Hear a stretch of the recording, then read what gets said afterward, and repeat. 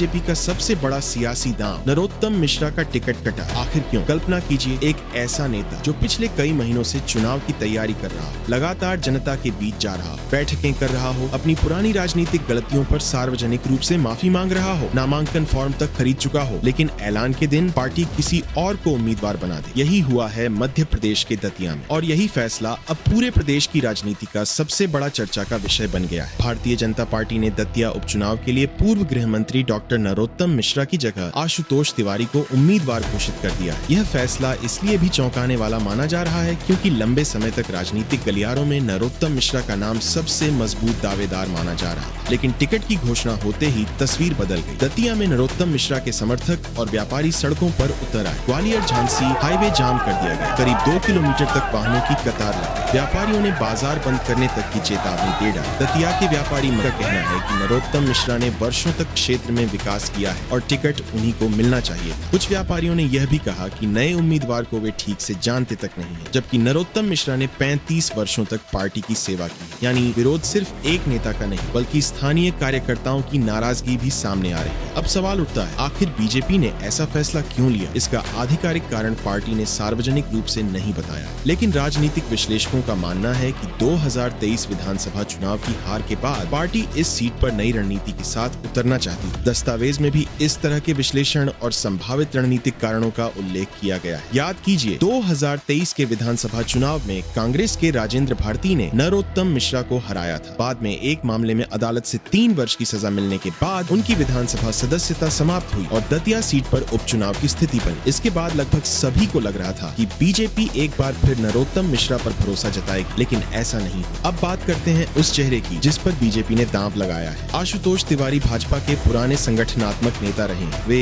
संभागीय संगठन मंत्री रह चुके हैं, मध्य प्रदेश हाउसिंग बोर्ड के चेयरमैन भी रह चुके हैं, जिसे कैबिनेट मंत्री का दर्जा प्राप्त है। संगठन में उनकी मजबूत पकड़ मानी जाती है और लंबे समय से पार्टी में सक्रिय रहे। उम्मीदवार घोषित होने के बाद आशुतोष तिवारी ने कहा कि वे पार्टी नेतृत्व के प्रति आभार व्यक्त करते हैं। उन्होंने नरोत्तम मिश्रा को पार्टी का वरिष्ठ नेता बताया और विश्वास जताया कि वे चुनाव प्रचार में सहयोग करेंगे। लेकिन राजनीति में सबसे बड़ा सवाल अभी भी बाकी है। क्या नरोत्तम मिश्रा पूरी ताकत से आशुतोष तिवारी के लिए प्रचार करेंगे? क्या समर्थकों की नाराजगी चुनाव तक शांत हो जाएगी, या फिर दतिया का यह उपचुनाव बीजेपी के लिए उम्मीद से ज्यादा कठिन साबित होगा? क्योंकि यह सिर्फ एक विधानसभा सीट की लड़ाई नहीं रह गई है, यह बीजेपी के संगठन, नेतृत्व और स्थानीय जनाधार तीनों की परीक्षा बन चुकी है। और अब पूरे मध्य प्रदेश की नजरें दतिया पर टिकी हैं। 30 जुलाई को मतदान होगा और 3 अगस्त को आने वाला फैसला बताएगा कि बीजेपी का यह बड़ा राजनीतिक दांव मास्टर स्ट्रोक साबित हुआ या फिर सबसे बड़ा जोखिम।